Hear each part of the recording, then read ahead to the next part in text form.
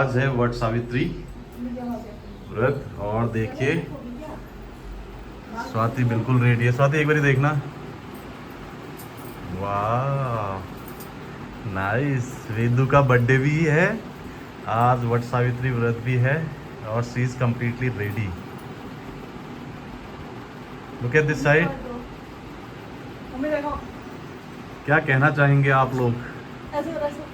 बहुत अच्छा लग रहा है। सुबह से बहुत काम कर लिया मैंने, हुआ बना के ये बनाया, बड़ा बनाया, थक गई मैं। चलो ये सही। स्वाति तुम्हें कैसा लग रहा है? बहुत अच्छा। अभी फिलहाल आप मेरी फोटो खींचते। जो व्यूवर्स देखेंगे, व्यूवर्स जो आप लोग देखेंगे, आप लोग क्या कहना चाहेंगे? कैसी लग रही है ये नथ में? एक बार देखो ना इधर। अभी मम्मी पहनेगी उसके बाद। नहीं आप देखो ना, कमेंट जरूर करिएगा गाइस कि कैसी लग रही है ये।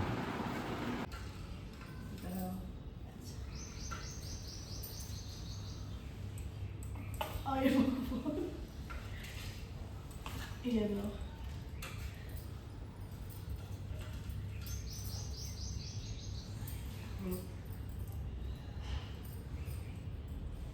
ये घोड़ा डाल के लगा।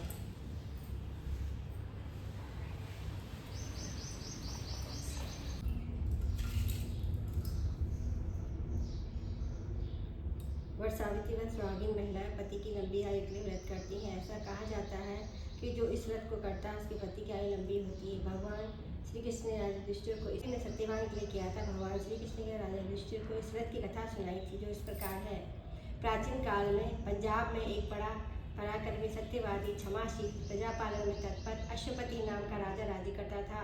उसके कोई संतान नहीं थी, इसलिए उसने अपनी पत्नी के साथ सावित्री की आराधना की। कुछ काल के अनंतर पर व्रत के प्रभाव से ब्रह्मा जी की पत्नी सावित्री ने प्रसन्न हो राजा को वर दिया कि तुम्हें एक कन्या उत्पन्न होगी। कुछ दिन के बाद राजा को एक दिव्य कन्या उत्पन्न हुई। कन्या का नाम सावित्री रखा। धीरे धीरे वह विवाह योग हो गई। सावित्री ने भी भृगु के उपदेश से सावित्री व्रत किया। एक दिन पिता के पास भी प्रणाम कर बैठ गई। पिता ने सावित्री को विवाह योग जानकर अमात्यों से उसके विवाह के लिए कोई योग्य किसी श्रेष्ठ वर को न देकर पिता अश्वपति ने सावित्री से कहा, पुत्री तुम वृद्धजनों और अमात्य योगी के साथ जाकर स्वयं ही अपने अनुरूप कोई वर देख लो। सावित्री भी पिता की आज्ञा से राष्ट्रियों के आश्रमों में सभी तीर्थों और तपोवनों में घूमती हुई तथा वृद्ध ऋषियों का अभिवंदन करती हुई वह मंत्रियों सहित पुनः पिता के पास लौट आई।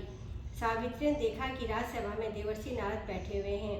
सावित्री ने देवर्षि नारद और पिता को प्रणाम करके अपना बताया कि महाराज, साल्व देश में धूम्रसेन नाम के धर्मात्मा राजा हैं। उनके सत्यवान नामक पुत्र का मैंने अपना वर चुना है। सावित्री के पास होकर देवर्षि नारद कहने लगे, राजन, इसने बाल्य स्वभावश उचित फैसला नहीं लिया। धूम्रसेन का पुत्र सभी गुणों से संपन्न है, परंतु उसमें एक भारी दोष है कि आज ही के दिन ठीक 1 साल के बाद उसकी मृत्यु हो जाएगी।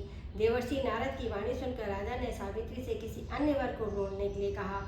सावित्री बोली कि राजाओं की आज्ञा एक बार ही होती है। पंडित जन एक ही बात बोलते हैं, कन्या भी एक ही बार दी जाती है। ये तीनों बातें बार बार नहीं होती। सत्यवान दीर्घायु अथवा अल्पायु, निर्गुण या गुणवान, मैंने तो उसका वर्णन कर ही लिया है। अब मैं दूसरे पति को कभी नहीं चुनूंगी। जो कहा जाता है कि उसका पहले विचार पूर्वक मन में निश्चय कर लिया जाता है और जो वचन कह दिया जाए वही करना चाहिए। नारद जी ने कहा, राजन, आपकी कन्या को यही अभिष्ट है कि इस कार्य में शीघ्रता करनी चाहिए। आपका यह दान कर्म निर्विघ्न संपन्न हो। इसी प्रकार कहकर नारद मुनि चले गए और राजा ने भी शुभ मुहूर्त सावित्री का सत्यवान विवाह कर दिया। परंतु नारद मुनि की वाणी सावित्री के हृदय में खटकती रहती थी। जब 1 साल पूरा होने को आया तब सावित्री ने विचार किया कि अब मेरे पति की मृत्यु का समय आ गया है। यह सोचकर सावित्री ने भाद्रपद मास के शुक्ल पक्ष द्वादशी से 3 रात्रि का व्रत ग्रहण कर लिया और वह भगवती सावित्री का जप ध्यान पूजन करती रही। उसे यह निश्चय था कि आज से चौथे दिन सत्यवान की मृत्यु होगी। सावित्री ने दिन रात नियम से व्यतीत किए। चौथे दिन देवता और पितरों को संतुष्ट करके उसने ससुर और सास के चरणों में प्रणाम किया। सत्यवान ने सावित्री से कहा, वन में जाने के लिए अपने सास ससुर से पूछ लो। वह पूछने गई। पहले तो सास ससुर ने मना किया, किंतु सावित्री के बार बार आग्रह करने पर उन्हें जाने की आज्ञा दे दी। दोनों साथ साथ वन में गए। सत्यवान ने वहाँ काष्ठ काट कर बोला कि उसके मस्तक में महान वेदना उत्पन्न हो रही है। उसने सावित्री से कहा कि मेरे सिर में बहुत व्यथा है, इससे थोड़ी देर के लिए विश्राम करना चाहता हूँ। सावित्री अपने पति के सर को अपने गोद में लेकर बैठ गई। इतने में यमराज वहां आ गए।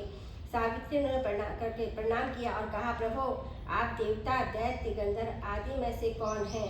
मेरे पास क्यों आए हैं? धर्मराज ने कहा, सावित्री मैं संपूर्ण लोगों का नियम करने वाला हूँ। मेरा नाम यम है। तुम्हारे पति को आयु समाप्त हो गई है, परंतु तुम पतिव्रता हो, इससे मेरे दूत इसको न ले जा सके, अतः मैं स्वयं यहाँ आया हूँ। इतना कहकर यमराज ने सत्यवान के शरीर से पुरुष को खींच लिया और उसे लेकर अपने लोग को चल पड़े। सावित्री भी उनके पीछे पीछे चल पड़ी, परंतु कुछ दूर जाने पर यमराज ने सावित्री से कहा, पतिव्रते अब तुम लौट जाओ, इस मार्ग में इतनी दूर कोई नहीं आ सकता। सावित्री ने कहा, महाराज पति के साथ आते हुए मुझे ग्लानि हो रही है और कुछ श्रम भी हो रहा है, मैं सुख होकर चली जा रही हूँ।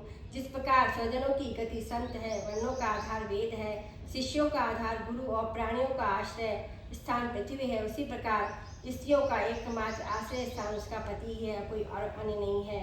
इस प्रकार सावित्री के धर्म और अथर्व वचनों को सुनकर सत्यवान यमराज प्रसन्न होकर कहने लगे, मैं तुमसे बहुत संतुष्ट हूँ, तुम जो वर अभिष्ट हो मांग लो। तब सावित्री ने विनय पूर्वक कहा, मेरे ससुर के नेत्र अच्छे हो जाए और उन्हें राज्य मिल जाए, मेरे पिता के 100 पुत्र हो जाएं, मेरे भी 100 पुत्र हो, मेरा पति दीर्घायु प्राप्त हो, हमारी सदा धर्म में श्रद्धा बनी रहे। धर्मराज ने सावित्री को सारे वर दे दिए और सत्यवान को भी दे दिया। सावित्री प्रसन्नतापूर्वक पति को साथ लेकर आश्रम में आ गई। ज्येष्ठ अमावस्या को जो सावित्री का व्रत करता है, ये उसी का फल है। जो नारी भक्ति से व्रत करती है, वह सावित्री की तरह दोनों कुलों का उद्धार करके पति सहित चिरकाल तक सुख भोगती है। जो इस महात्म्य को पढ़ते और सुनते हैं, उन्हें भी मनोवांछित फल प्राप्त होता है। किसी सत्यवान सावित्री की व्रत कथा संपूर्ण।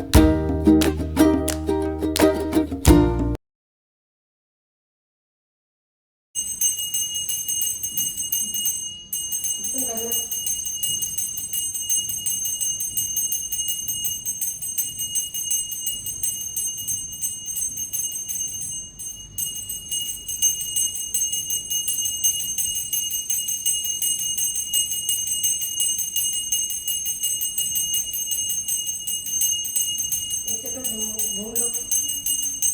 अच्छा ना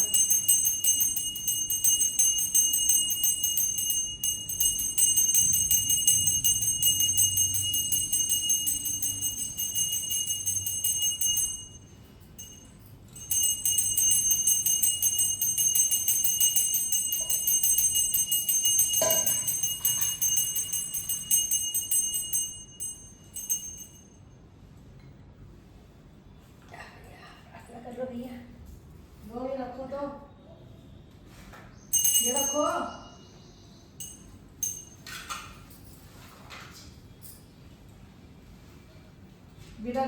अभी अभी हमने पूजा करी है। ये है वट वृक्ष है, पीछे आप देख सकते हो। इसकी अभी इन्होंने पूजा करी है। सावित्री मेरी मतलब ये मैं वट हो गया। ये वट अबे थोड़ी देर के बाद अपने अब वट थोड़ी देर बाद ये कूटेगी मुझे, तो ये वट सावित्री व्रत पूजा हो गया ये। धन्यवाद।